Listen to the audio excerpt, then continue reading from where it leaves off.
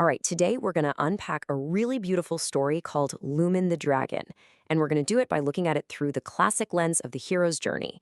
It's such a great way to see the deeper message hiding in the story, all about kindness, courage, and, the light we all have inside us. The story kicks off with these just gorgeous words. I mean, right away, this isn't your typical story about a dragon of fire and fury. No, this is Lumen, a creature of heart and light.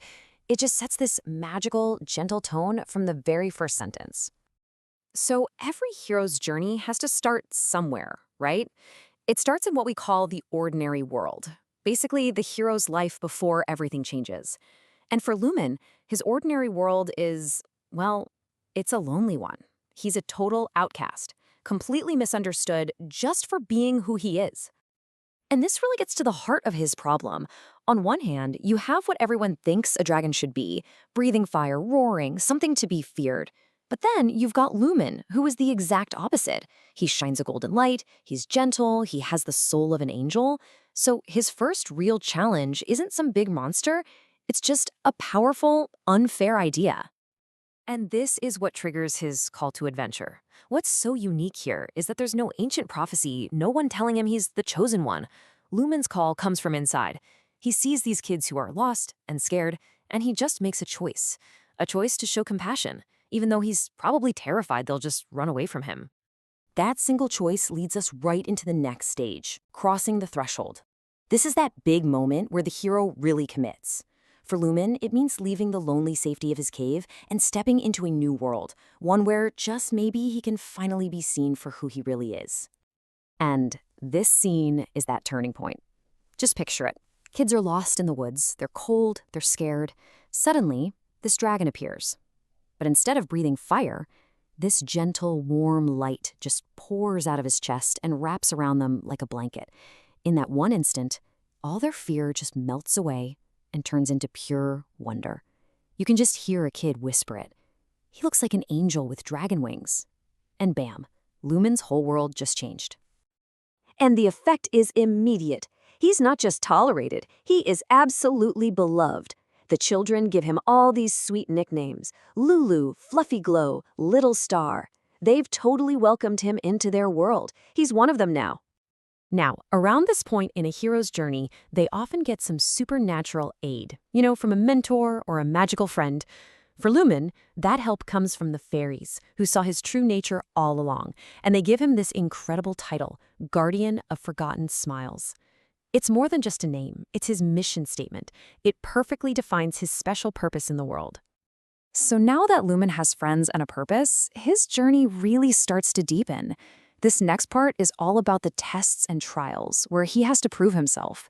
He starts using his gifts not just to be accepted, but to actively go out and make the world a better place.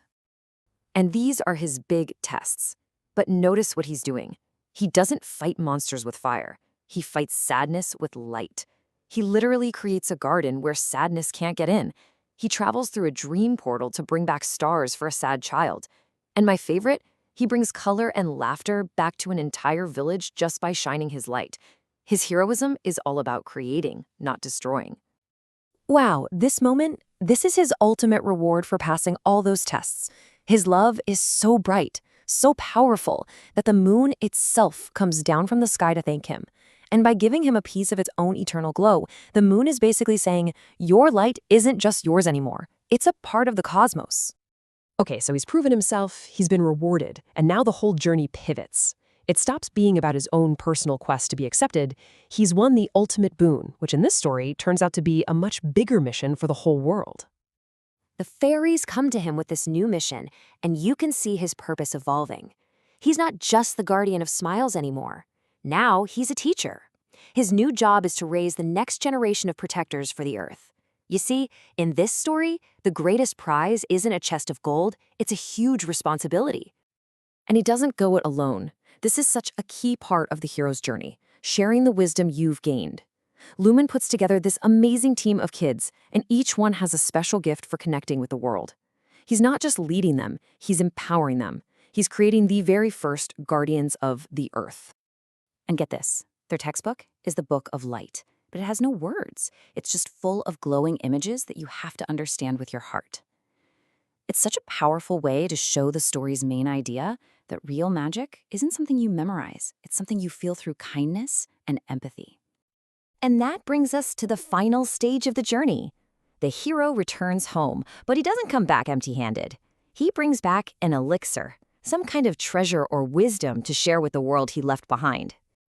And here it is. This is Lumen's elixir. This is the wisdom he brings back for all of us. The story just spells it out perfectly. Lumen isn't just a character in a book. He's a mirror. He's a reminder that beauty and hope are still out there and that we are a part of it all. And with that, the journey is complete. The story makes it crystal clear. The magic has been transferred. Lumen's entire quest was about unlocking the light, first in himself, then in the children, and finally, his real goal was to pass it on to us, the reader. So, this leaves us with one last, really powerful question. The story has done its job. The hero has returned, he's given us the elixir, this knowledge that we can create our own magic with kindness. The responsibility isn't his anymore. It's ours now. So the real question the story wants us to ask ourselves is, what are we going to do with it?